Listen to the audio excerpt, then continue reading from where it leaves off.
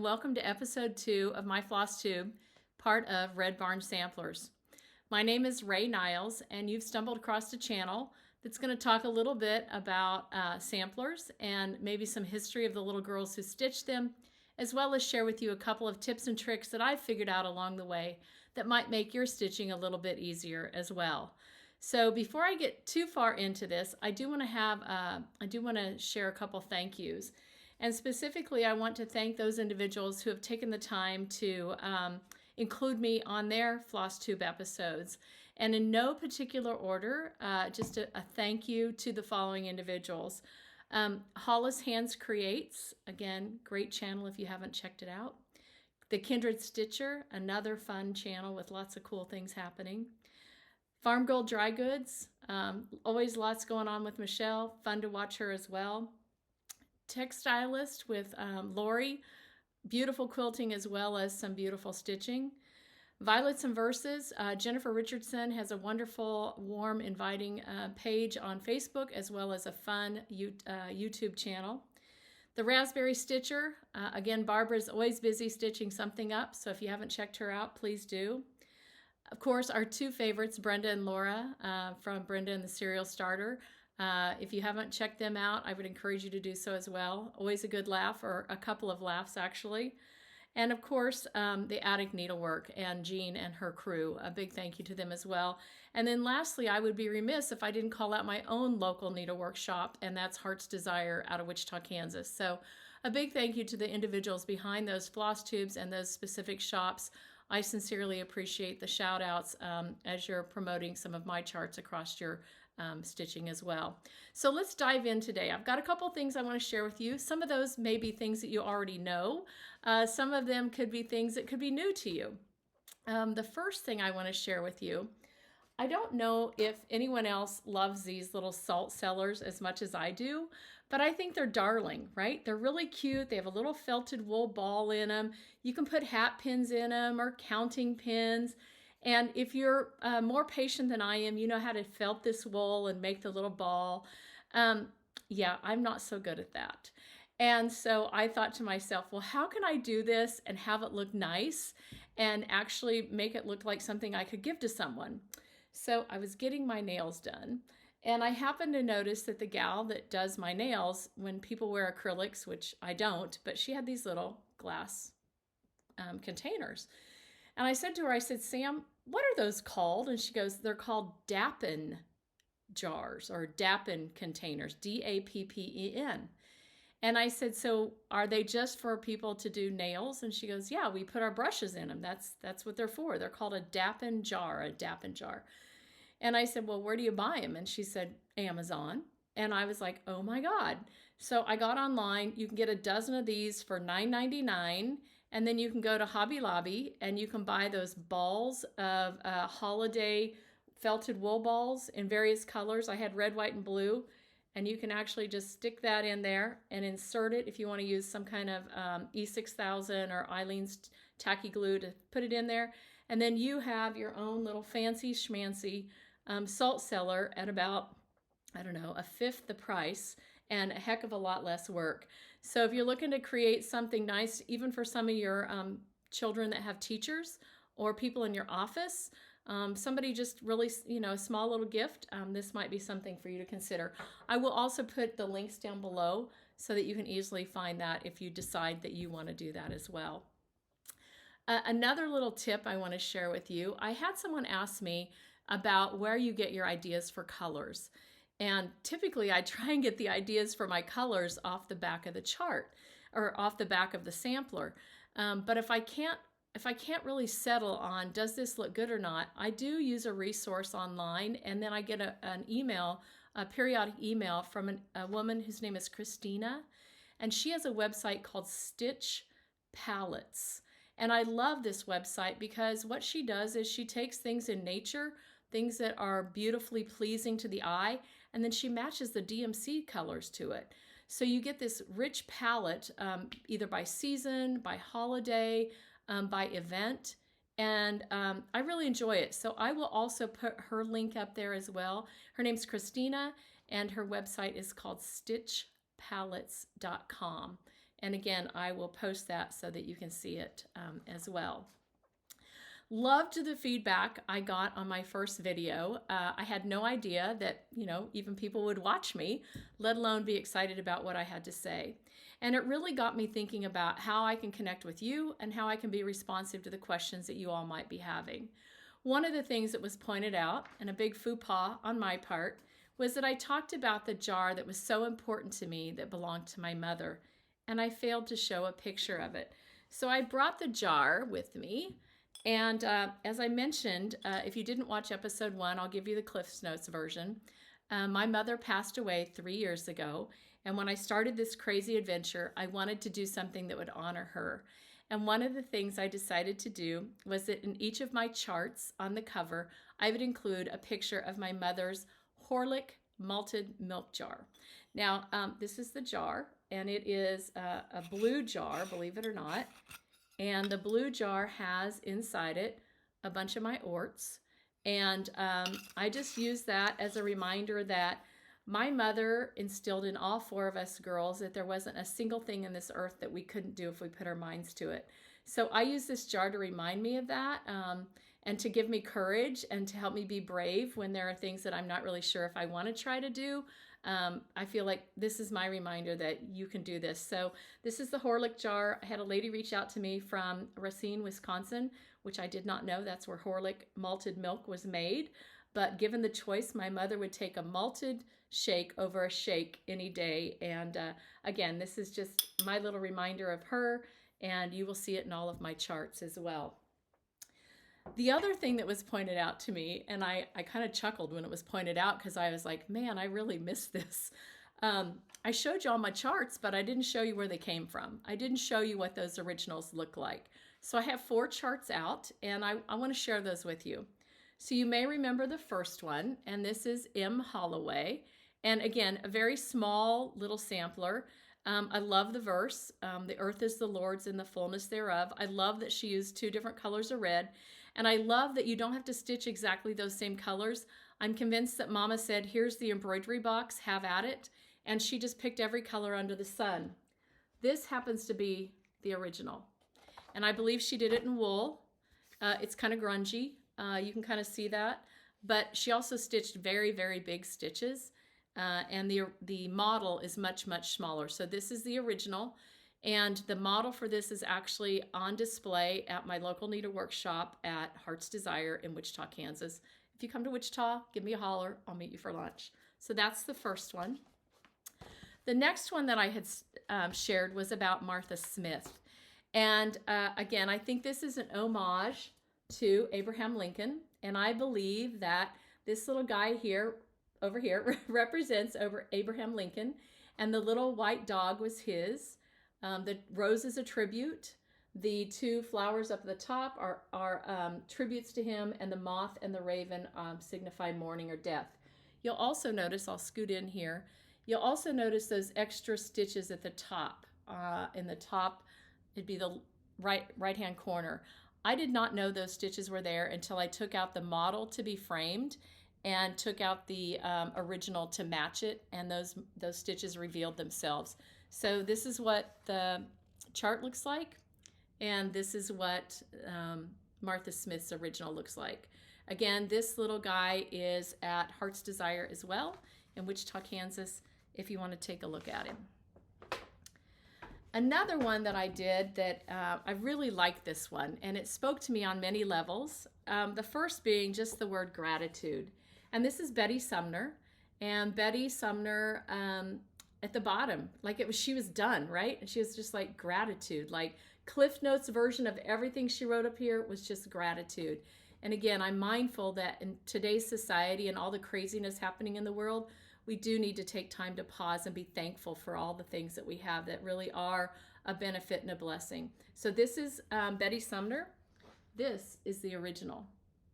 And I matched the colors directly off the back. And you can see that it was originally nailed in this, it was in the original frame, it was nailed. This is obviously a new frame. But the model for this one is actually hanging out at the attic, and it'll be there through January. So it's out in Phoenix, out at Mesa, Arizona, if you want to see it out there. and it's called Gratitude.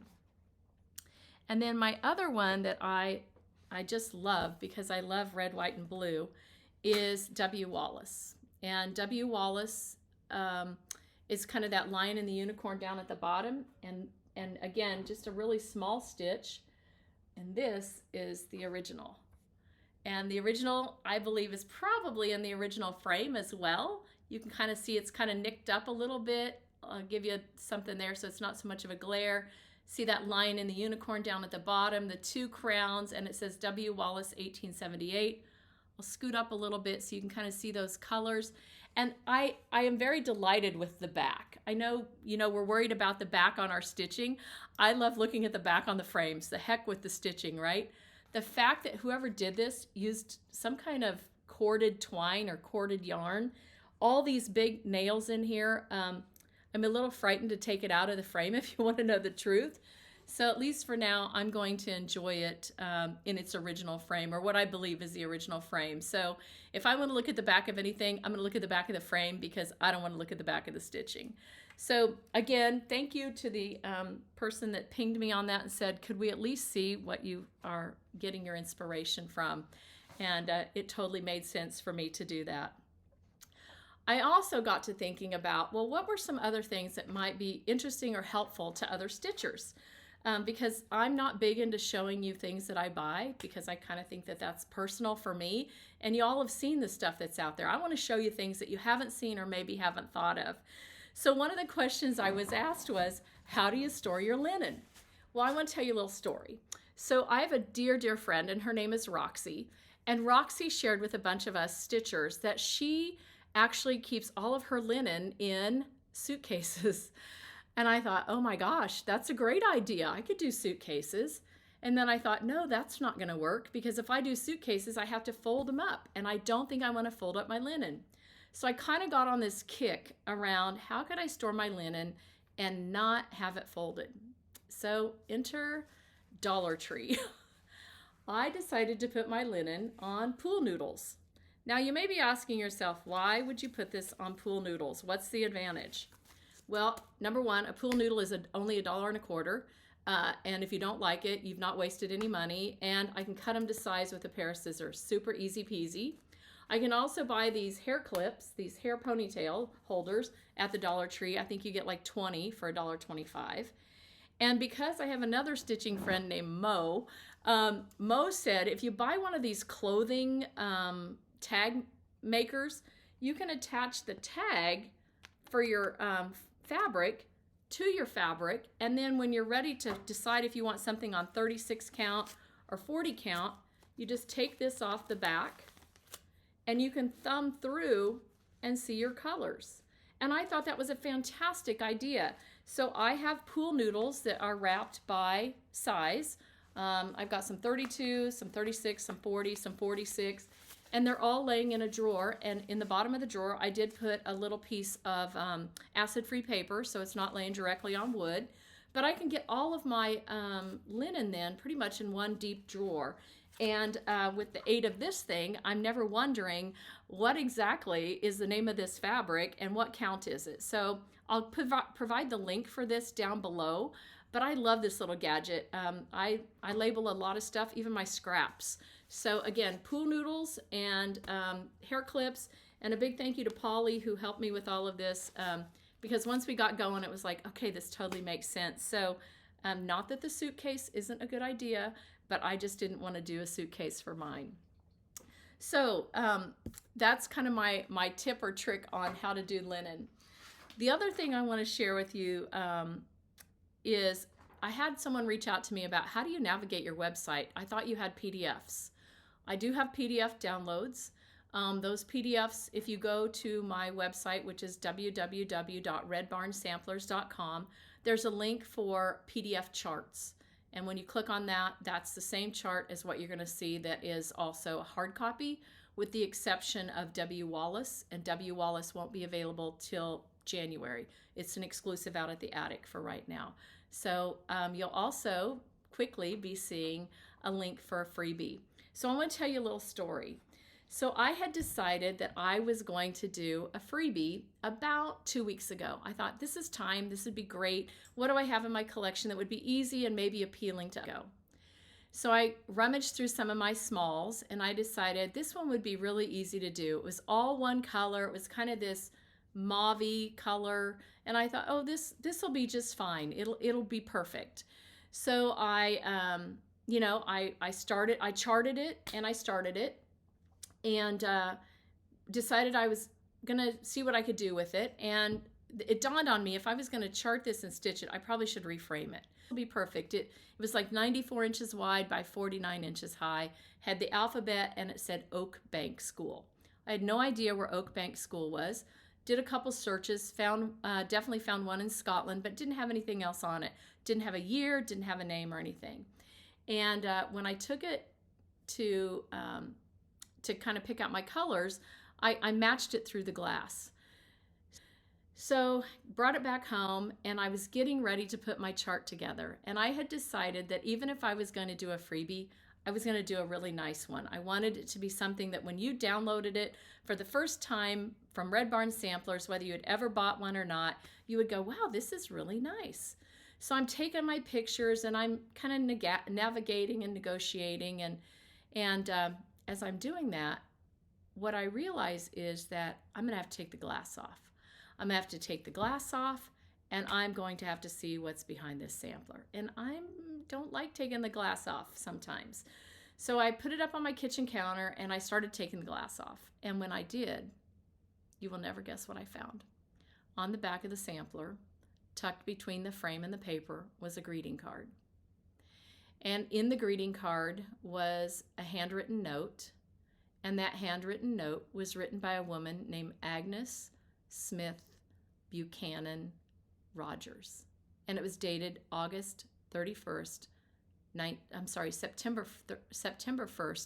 1993. And in it, Agnes shared that the sampler had been stitched by her mother, Jemima Fortune Cunningham Smith. I love the middle name Fortune. And Jemima had stitched it when she was 10 years old in 1883 while she was attending Oak Bank School in Glasgow, Scotland. I was like, oh my God, this is what we dream of, right? This is the things that you think about as you're stitching your own, that you hope that it doesn't end up in Goodwill, and you hope somebody reads the card that you put on the back of it. So I immediately started digging into who was Jemima Fortune Cunningham Smith and what could I find out about her. I found out that she was the daughter of Thomas and Jessie Mill Cunningham, and that she was daughter number 2 of 4 children, and that the 4 children were Jessie, Jemima, Thomas, and Margaret. And I found out that Thomas, the father, was a baker, and I found out later that Jemima in the 1891 census is listed as a cloth weaver, and I thought, how fitting, right? But that's kind of where my research stopped. So I got myself invited to a Facebook group called Historical Glasgow, and I wrote out my saga of like, here's the woman, here's what I'm trying to find out, can you help me? Waited for about 18 hours, was pretty excited, and then I got the rejection email that was like, womp, womp. This is not a genealogy site, please don't post this. I was like, okay, so back to the drawing board, went back to Ancestry.com, MyHeritage.com, several of those genealogy sites. And it dawned on me that I also had the name of the shop where it was framed. It was on the receipt. So I started, doing my searching, trying to find the name of the shop, the phone number of the shop. And I thought I had found it, called that, didn't ring through. So I thought, okay, you're clearly doing something wrong here. So I realized I needed to do an exit code out of the United States and an entry code into Scotland. Dialed again. Clearly that's not the name of the frame shop because I got somebody else completely.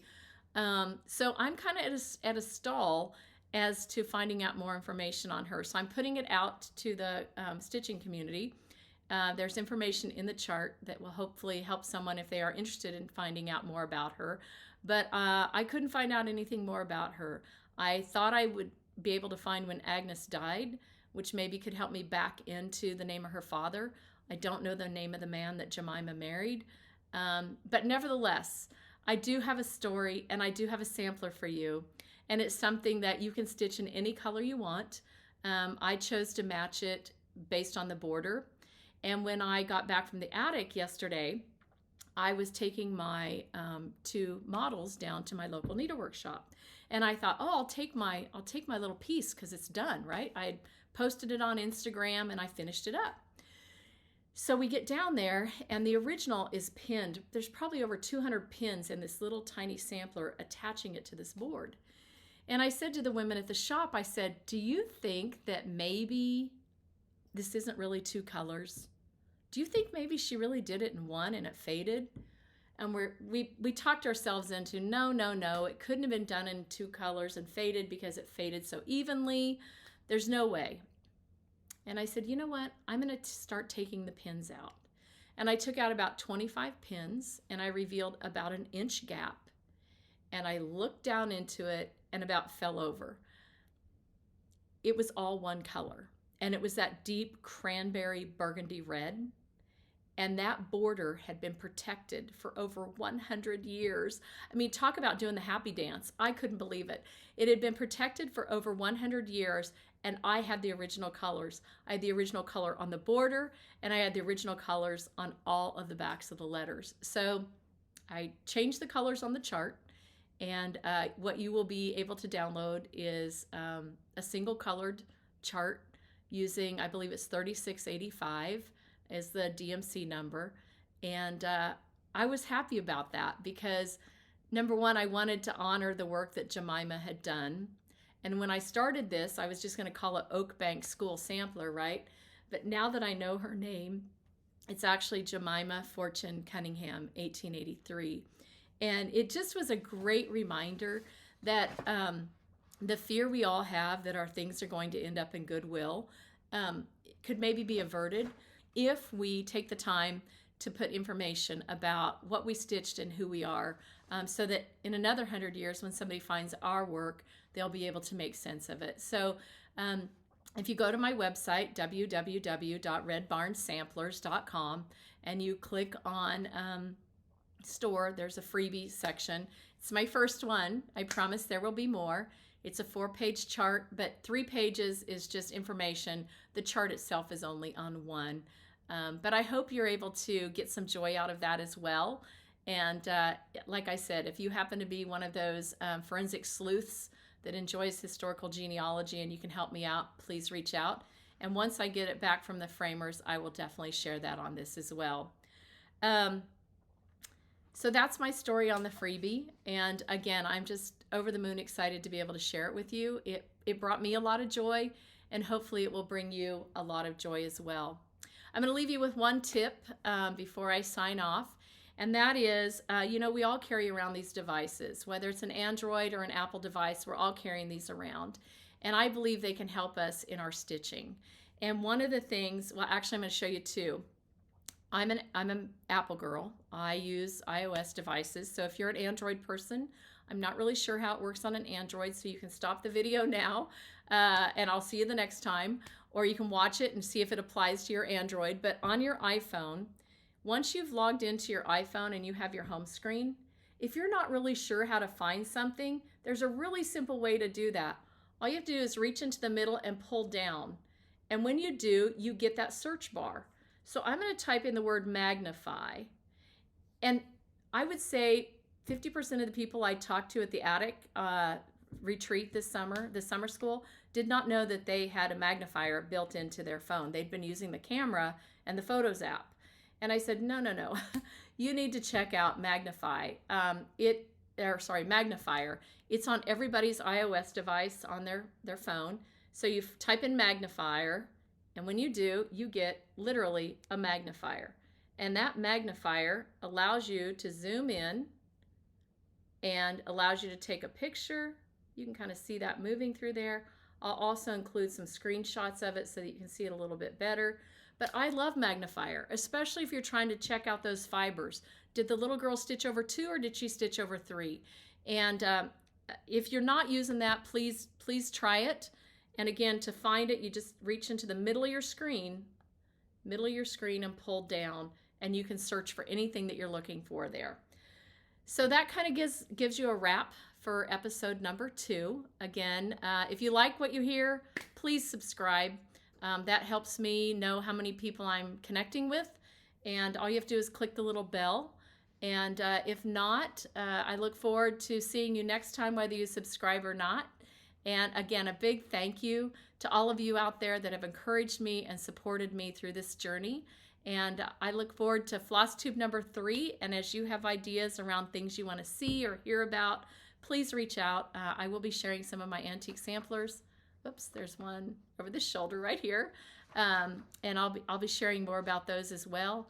And until then, have a great afternoon, a great evening, or a great morning, and may your floss never twist. Thank you. Bye-bye.